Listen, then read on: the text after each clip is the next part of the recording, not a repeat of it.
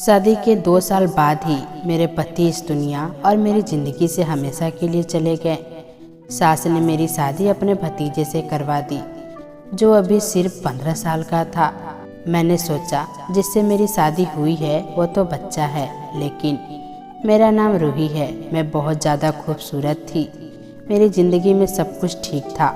मुझे ऐसा लगता था ज़िंदगी में फिर कभी कुछ बुरा नहीं होगा, क्योंकि मैंने कभी कुछ बुरा किया ही नहीं था। लेकिन वही होता है जो किस्मत में लिखा होता है। जब मैं छोटी थी तो मेरी माँ मुझे और मेरे पापा को छोड़कर इस दुनिया से चली गई थी। मेरे पापा घर में ज़्यादा ध्यान नहीं देते थे और वो भी एक औरत से दूसरी शादी करके ले आए। जब मैं 20 साल की हो गई तो मैं घर के सारे काम करती थी, बच्चों को ट्यूशन भी पढ़ाती थी। इसीलिए मुझे सब कहते थे कि तुम्हारे पापा कभी भी तुम्हारी शादी नहीं करेंगे। एक तो उनको नौकरानी मिली हुई है, ऊपर से तुम महीने के अच्छा खासा पैसे बना लेती हो। पापा जो कह देते वही होता था। शायद यही वजह थी कि बात बदल गई थी। मैं 15 से 20 हज़ार तक आराम से बना लेती थी, जो कि सौतेली माँ मुझसे ले लिया करती थी। लेकिन फिर भी एक दिन मुझे मेरी सौतेली माँ ने बताया कि तुम्हारे लिए रिश्ता देख लिया है। मैं तो हैरान रह गई। मुझे लगा शायद मजाक कर रही हैं, लेकिन इन्होंने यह नहीं कहा था कि तुम्हारे लिए रिश्ता देखने वाले आ रहे हैं। उन्होंने कहा कि तुम्हारे लिए रिश्ता देख लिया है, बात भी पक्की कर दी है, तुम शादी की तैयारी कर लो, 1 महीने में तुम्हारी शादी हो जाएगी। मैं हैरान थी, लेकिन अंदर से खुश भी हुई, क्योंकि मेरे ज़िंदगी में एक नया मोड़ आने वाला था। मैंने तो अपने दिल से ये बात निकाल ही दी थी कि मेरी शादी होगी, क्योंकि मुझे लगता था मेरी सौतेली माँ कभी भी मेरी शादी नहीं करवाएंगी। लेकिन अब ये सब कुछ हो रहा था, इसीलिए मैं बहुत ज़्यादा खुश थी। खुशी खुशी शादी की तैयारी में लग गई। शादी की रात भी बहुत कुछ अजीब हुआ। मैंने अपने पति को देखा ही नहीं था। हम लोगों को साथ बैठाया गया था, लेकिन मैं नीचे देख रही थी। इतनी हिम्मत कहाँ होती है दुल्हन में कि वो सर उठा ले और गर्दन घुमाकर अपने पति को 2 पल देख ले। मैंने भी नहीं देखा था। उसके बाद जब मैं कमरे में बैठी थी तभी अपने पति को देखा तो पता चला कि वो बहुत अच्छा इंसान है। उसने पहले ही दिन मेरा बहुत सम्मान किया। उनके घर में सिर्फ उसकी माँ थी और उनकी एक बुआ थी, और उनके बुआ का 15 साल का एक बेटा था। उसने मुझे बताया कि मेरी बुआ का बेटा मेरे भाई की तरह है। वैसे तो उसकी उम्र सिर्फ 15 साल है, लेकिन मेरे लिए वो तो इससे भी ज़्यादा छोटा है, क्योंकि उसने मुझसे कहा कि वो 5 साल का था तभी उसके पापा यानी कि मेरे फूफा जी इस दुनिया से चले गए थे, और वो कुछ नहीं जानता था। इसीलिए उसके पापा की जगह मैंने ले ली और रोज़ रात को मैं उसे अपने सीने पर सुलाया करता था। तब से वो मेरे लिए ऐसा ही है जैसे मेरा अपना बच्चा है। मेरी बुआ सास के बेटे का नाम सुमित था। मेरे पति ने कहा तुम हमेशा उसका ख्याल रखना। मैंने कहा ठीक है, अब चिंता ना करें, वो मेरे लिए मेरे छोटे भाई की तरह ही है। शादी की रात अच्छी गुजर गई। ऐसा लगता था जिंदगी भी अच्छी गुजर जाएगी, लेकिन सुबह हुई तो सास ने कुछ अजीब पूछा और मेरे कमरे में आ गई। मुझे इतनी शर्म आ रही थी, मैं शर्म से पानी पानी हो रही थी। मैं सोचने लगी औरतें इस तरह की हरकतें क्यों करती हैं। उसके बाद मैं अपने छोटे से देवर के पास थोड़ी देर बैठ गई। मेरी सास ने कहा अब तुम तैयार हो जाओ, तुम्हें देखने के लिए रिश्तेदार आएंगे। शादी धूमधाम से हुई है, जबकि इतने पैसे नहीं थे, लेकिन बारी बारी सब लोग तुम्हें देखने के लिए आएंगे, और जो भी पैसे देंगे वो मुँह दिखाई में देंगे, तो वो मुझे दे देना। मैंने कहा ठीक है। मेरी सास परंपरा निभाने वाली सास की तरह ही थी, लेकिन देवर अच्छा था। पहले मेरे साथ हंसी मजाक कर रहा था, फिर उसने अजीबोगरीब किस्म की बातें करनी शुरू कर दी। मुझसे पूछने लगा आप और भैया क्या कर रहे थे। मैंने कहा हम लोग बातें कर रहे थे। उसने कहा नहीं, आप लोग जल्दी सो गए थे, आपके कमरे की लाइट ऑफ हो गई थी। मैंने देखा था। मैं हैरान रह गई। मैंने कहा यह हमारे कमरे के बाहर बैठा था, कहीं इसने हमारी बातें तो नहीं सुन ली। मुझे बहुत शर्मिंदगी हो रही थी, लेकिन वो आराम से बातें कर रहा था जैसे उसे कुछ पता ही नहीं है। इसीलिए मैंने भी ज़्यादा बात नहीं की। वो कहने लगा आप कहाँ सोती हैं। भैया किधर सोते हैं। मुझे समझ नहीं आ रहा था कि इसे क्या जवाब दूँ। फिर पूछने लगा, क्या आप लोग एक साथ सोते हैं? मुझे बड़ी शर्मिंदगी हुई। शाम को मैंने ये बात अपने पति को बताई कि आपका भाई मुझसे इस तरह से सवाल पूछ रहा था। अजीब बात है, इतने छोटे से बच्चे के दिमाग में इतने सारे सवाल। मेरे पति ने कहा, मैंने तुम्हें कहा था कि तुम्हें उसका ख्याल रखना है। तुम पहले दिन ही उसकी शिकायत भी करने लगी हो। मैंने कहा कि मैं शिकायत नहीं कर रही हूँ, लेकिन आजकल के बच्चे के दिमाग में इस तरह के सवाल नहीं होने चाहिए। मेरे पति ने कहा, इस उम्र में जिज्ञासा होती है, लोग सवाल पूछ लेते हैं। मेरा छोटा भाई बहुत ज़्यादा मासूम है, उसका ख्याल रखना। उसकी कमजोरी, उसकी गलतियाँ तलाश करने को नहीं कहा है। वो बेचारा तुम्हारे आगे पीछे फिरता है, भाभी भाभी कहते उसका मुंह नहीं थकता, और तुम हो कि उसके लिए इस तरह की सोच रही हो। मैं तो हैरान थी कि मेरे पति को क्या हो गया था। वो वाकई अपने भाई के लिए बहुत ज़्यादा इमोशनल थे। ये बात समझने में मुझे बहुत देर नहीं लगी कि अगर मुझे अपने पति को खुश रखना है तो उनके सामने उनके भाई की कोई भी बुराई नहीं करनी, नहीं तो उन्हें बुरा लग जाएगा। उनके बाद मैंने ऐसा कुछ भी नहीं किया। अभी हमारी शादी को 1 महीना हुआ था। मेरे पति फिल्मी किस्म के इंसान थे, उन्हें मुझ में बहुत ज़्यादा दिलचस्पी थी। वो मुझे छोड़ते ही नहीं थे। एक दिन तो सुबह मेरी सास मुझे आवाज़ दे रही थी, लेकिन मेरे पति मुझे अपने पास से उठने नहीं दे रहे थे। वो कह रहे थे, मुझसे अच्छी अच्छी बातें करो, मेरी आंखों में देखो। तुमने क्या कभी फिल्म नहीं देखी, जैसे फिल्मों में हीरो हीरोइन एक दूसरे के साथ बैठकर बातें करते हैं, और मेरे पास ही बैठी रहो।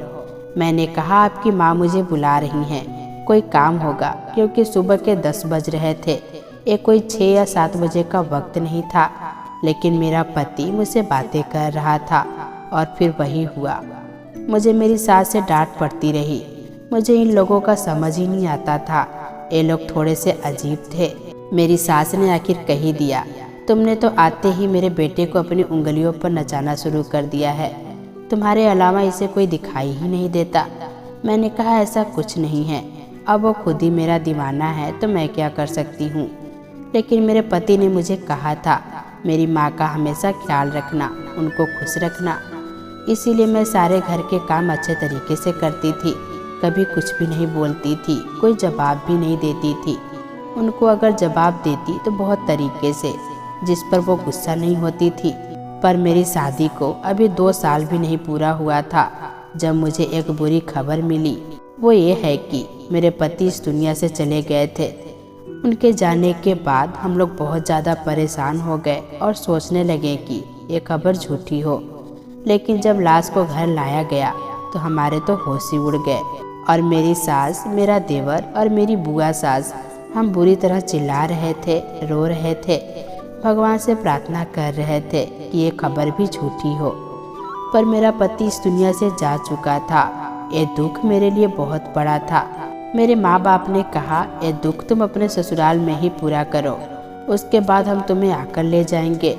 मैं रोती रही, तड़पती रही। मेरी सास मुझे कहती रही कि जब से तू आई है तूने मेरे बेटे को खा लिया है, तेरे कदम ही मनहूस है। इस घर का वारिस चला गया, मेरा बेटा चला गया, सब कुछ बर्बाद हो गया है, सब कुछ खत्म हो गया है।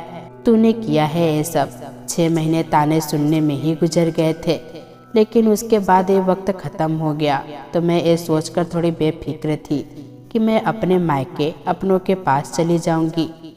वैसे भी अब मेरी ज़िंदगी में खुश रहने के लिए क्या रह गया था। पापा ही थे मेरे अपने, बाकी तो मेरी माँ भी सौतेली थी।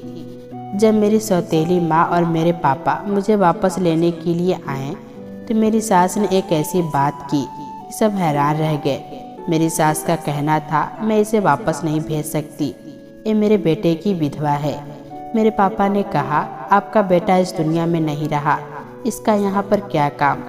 लेकिन मेरी सास का कहना था, इसकी वजह से ही तो मेरा बेटा मर गया है, अब ये भी यहाँ से चली जाएगी क्या। मेरे घर में कमाने वाला कोई भी नहीं है। मेरी एक ननद है जो विधवा और बूढ़ी है, उसका एक बेटा है जो अभी स्कूल में पढ़ता है। तो फिर क्या हम भूखे मर जाएंगे? ये मेरे बेटे की जगह कमाई करेगी और हमारा खर्च चलाएगी। मेरे पापा और मम्मी ने कहा, ये तो बहुत ही गलत बात है, ऐसा नहीं होना चाहिए। लेकिन मेरी सास अपने जिद पर अड़ी रही। फिर मेरे पापा मेरी सास के बीच काफ़ी बहस हुई। कभी बात इस तरफ जाती तो कभी उस तरफ। जब मुझसे पूछा गया तो जाहिर है मैं वापस जाना चाहती थी। मेरा भी इस घर में दम घुटता था, पर मेरी सास ने कहा यह यहाँ से नहीं जाएगी। मेरी सास ने अपने कुछ रिश्तेदारों को भी बुला लिया जो बुरी तरह से लड़ाई करने के लिए तैयार बैठे थे। अजीबोगरीब तरह की बातें कर रहे थे। फिर नतीजा ये निकला कि मेरी शादी दोबारा कर दी जाए तो फिर मैं इस घर में रह सकती हूँ। लेकिन इस घर में एक ही मर्द था, उसके साथ मेरी शादी कराने की बात होने लगी। सबने कहा छोटा है तो क्या हुआ, ये लड़की कौन सी 50 साल की बूढ़ी है, शादी हो जाएगा तो वो इस तरह से इस घर में रह जाएगी, इस घर में फिर से बहू बन जाएगी। मैं ये सब कुछ नहीं चाहती थी, लेकिन मेरी सास ने मेरे पापा को मना लिया। मेरी सौतेली माँ ने भी कहा अच्छी बात है, अगर हम इसको अपने घर ले जाएंगे तो हमारा क्या फ़ायदा है, दोबारा इसकी शादी तो होगी नहीं, कहाँ से दोबारा रिश्ता तलाश करेंगे, एक विधवा के लिए रिश्ता कैसे मिलेगा, आजकल तो कुंवारी लड़कियों का रिश्ता नहीं मिलता, इसीलिए इसको यहीं रहने दे। समाज वाले भी बातें करेंगे, एक बेटी अगर फिर से सुहागन बन रही है तो इस ऑफर को ठुकरा कर हम इसे अपने साथ ले जाएंगे तो हमारे घर में भी ये विधवा ही कहलाएगी। मेरी सौतेली माँ ने अजीबोगरीब बात करके मेरे पापा को भी मना लिया। वो मुझे वहीं पर छोड़कर चले गए। कुछ दिन बाद मेरी शादी मेरे देवर के साथ करवा दी गई, जिसको मेरा पति अपना बेटा कहता था और जिसको मैं बच्चा ही समझती थी। इतना तो मैं अपने पति की मौत पर भी नहीं रोई थी जितना इस बात पर रोई, चीखी चिल्लाई, लेकिन किसी ने मेरी बात नहीं सुनी। मेरी शादी करवा दी गई। मेरे शादी के वक्त मेरी सास ने मेरा सर जबरदस्ती पकड़कर मुझसे हाँ कहलवाया था। उसके बाद मैंने जिद कर दी थी कि मुझे अपने देवर के साथ कमरे में नहीं जाना, लेकिन मेरी सास और बुआ सास मेरे पीछे पड़ी थी। उन्होंने कहा आज सुहाग की रात है, अगर तू कमरे में नहीं गई तो फिर से कुछ हो जाएगा, और क्या तुम मेरे दूसरे बेटे को भी मारना चाहती हो। लेकिन मैं नहीं गई। अगले दिन मेरी सास ने मुझसे कहा मुझे नौकरी करनी होगी। उन्होंने मोहल्ले के ढेर सारे बच्चे इकट्ठे कर लिए। अब मैं रोज़ 15 से 20 बच्चों को पढ़ाती थी। मेरा दिमाग बहुत ज़्यादा खराब हो जाता था। मैं बहुत ज़्यादा थक जाती थी, सारे दिन घर के काम भी करती थी। 1 महीना इसी तरह बीत गया। मैं अपने देवर के कमरे में जाने से घबराती थी। मैं नहीं जाना चाहती थी। मुझे लगा वो बच्चा है, मेरा उसके साथ रिश्ता करवा दिया, बस वो अपने कमरे में रहे और मैं अपने कमरे में। उसके कमरे में जाकर क्या ही करना था। मेरी सास मेरे पीछे पड़ी थी। कुछ दिन तो इस तरह बीत गए। मैं एक दिन यह देखकर हैरान रह गई जब मेरा देवर खुद एक कह रहा था कि मेरी पत्नी को मेरे कमरे में भेजो, लेकिन मुझे पता था वो बच्चा है, उसे इन सारी बातों का पता नहीं, इसीलिए वो कह रहा होगा कि उसे ये सब कुछ करना है। वो खुश सो रहा है। एक तो उसकी शादी हो गई, वो भी इतनी जल्दी, उसके लिए ये सब कुछ नया था। मैं हैरान रह गई कि उसके दिमाग में भी ऐसी बातें तो पहले दिन से ही थी। मैं समझ गई थी कि उसे ऐसी चीज़ों का शौक है, लेकिन उसे नहीं पता था कि पत्नी क्या होती है। मेरी ज़िंदगी बर्बाद हो गई थी। मेरी ज़िंदगी में अब कुछ भी नहीं बचा था। मैंने एक दिन सोच लिया कि मैं इस घर से भाग जाऊंगी।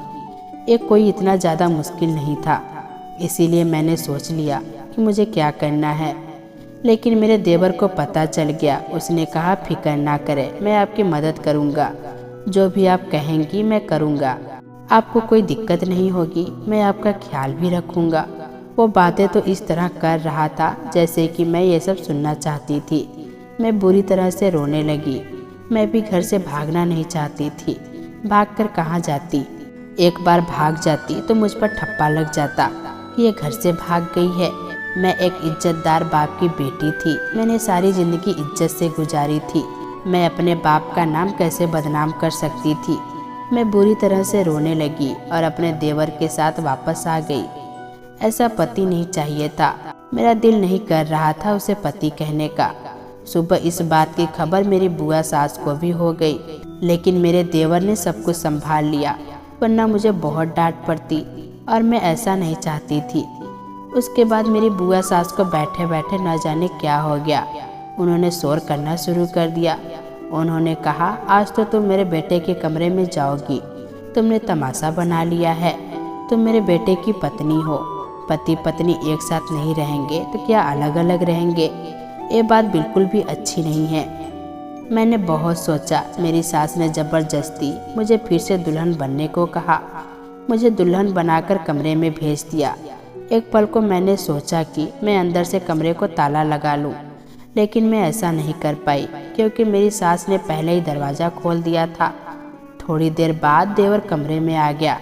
मैंने कहा, यह तो बच्चा है, इसे डरा धमका कर सुला दूंगी। मुझे परेशान होने की ज़रूरत ही क्या है? मेरी सास भी खुश और मैं भी खुश। किसी को क्या पता चलेगा कि कमरे के अंदर क्या हो रहा है। मैं हैरान होने लगी कि एक ख्याल मुझे पहले क्यों नहीं आया।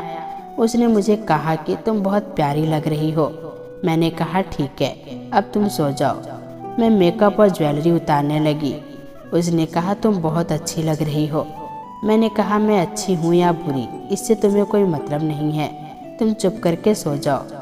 मैंने उसे आखिरी बार कहा था, किसी बीबी की तरह नहीं बल्कि उसकी माँ की तरह बोल रही थी, जो डांट कर सुला देना चाहती थी। लेकिन वो मुझे ऐसी नज़रों से देख रहा था जैसे किसी ने आज तक मुझे नहीं देखा था। मैंने कहा, मेरी शक्ल क्यों देख रहे हो? चुपचाप सो जाओ। मैं अभी भी उस पर रौब जमाने की कोशिश कर रही थी, जबकि मुझे डर भी लग रहा था। थोड़ी देर के बाद उसने मेरा हाथ पकड़ा और मेरे मुंह पर एक थप्पड़ दे मारा। मैं हैरान रह गई। उसने कहा, तुम्हें तमीज नहीं है? अपने पति से किस तरह बात करते हैं? तुम मुझ पर चिल्ला रही हो, बेवकूफ़ औरत। मैंने कहा, तुम अभी ज़मीन से निकले नहीं हो और रोते हो पति बनने के लिए। तुम मेरे पति नहीं हो, तुम्हारी उम्र ही क्या है? उसने कहा कि तुम पहले दिन ही मुझे पसंद आ गई थी। तुम्हें पता है, तुम्हें पाने के लिए मैंने क्या कुछ नहीं किया। अपने बाप जैसे भाई को मारना पड़ा क्योंकि मैं तुम्हें पाना चाहता था। यह सुनकर मेरी रूह कांप गई। उसने अपने भाई को खुद मारा था। उसने कहा, मैंने अपने भाई को खुद मारा था। उसने कहा, मैंने अपने भाई की कार का ब्रेक खोल दिया था, जिसकी वजह से जब वो थोड़ा आगे गया तो उसका ब्रेक से कंट्रोल ख़त्म हो गया और उसका एक्सीडेंट हो गया।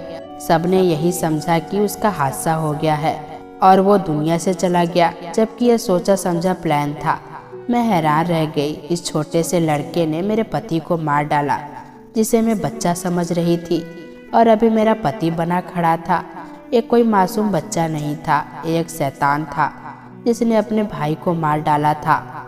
इसका भाई, जो इससे बहुत ज़्यादा प्यार करता था, इसे अपने बच्चों की तरह समझता था। क्या ये ज़माना इतना बदल गया था? मुझे तो कुछ समझ नहीं आ रहा था। मैं वहाँ से भाग जाना चाहती थी, चीखना चिल्लाना चाहती थी, लेकिन उसने मुझे अपनी तरफ खींच लिया। मगर जब से मुझे यह पता चला मेरे पति की मौत नहीं बल्कि उन्हें मारा गया था, तो मैं एक हफ्ते तक बेहोश रही। सबको सब कुछ बताया, चिल्ला चिल्ला कर बताया, पर किसी ने मेरी बात पर यकीन नहीं किया। इन्होंने कहा, उन लोगों ने कहा, ऐसा हो ही नहीं सकता है, ये अपने भाई को कभी नहीं मार सकता। तुम झूठ बोल रही हो क्योंकि तुम इसे शादी नहीं करना चाहती थी। मेरे पास एक ही रास्ता था, मैं खुदकुशी कर लेती, लेकिन मुझे किसी ने मरने भी नहीं दिया। मैं आज भी इसी तरह से ज़िंदगी गुजार रही हूँ। समझ नहीं आता कि क्या करूँ। उसके बाद ज़िंदगी इसी तरह गुजरने लगी। मुझे भगवान ने एक बेटा दिया। मैं ये सोचकर उदास थी कि मेरी किस्मत बुरी है, मेरे बेटे का भी किस्मत बुरी होगी। पर मेरा किस्मत इतना भी बुरा नहीं था, क्योंकि मेरे देवर के साथ भी वही हुआ जो उसने अपने भाई के साथ किया। मैंने उसको पुलिस के हवाले कर दिया। मैं इतने दिनों तक उसके खिलाफ सबूत इकट्ठा कर रही थी। अब उसको उम्र कैद हो चुकी है। ये सदमा मेरी बुआ सास बर्दाश्त नहीं कर पाई और वो भी मर गई। उसके बाद मैंने अपनी सास को भी छोड़ दिया और वो अब अकेली रहती हैं। और अब मैं भी अपने बेटे के साथ रहती हूँ, बच्चों को ट्यूशन पढ़ाती हूँ। मेरी ज़िंदगी इसी तरह गुजर रही है। मैंने कभी नहीं सोचा था कि मेरे साथ ये सब कुछ हो जाएगा, पर फिर भी यह सब हो गया। मैं अपने पहले पति को आज भी याद करती हूँ। मुझे उसकी बहुत याद आती है। अगर वो होते तो ये सब कुछ कभी नहीं होता। तो दोस्तों, कैसी लगी ये कहानी? कमेंट बॉक्स में ज़रूर बताइएगा। फिर मिलेंगे दोस्तों अगली वीडियो के साथ। तब तक के लिए अपना ख्याल रखना।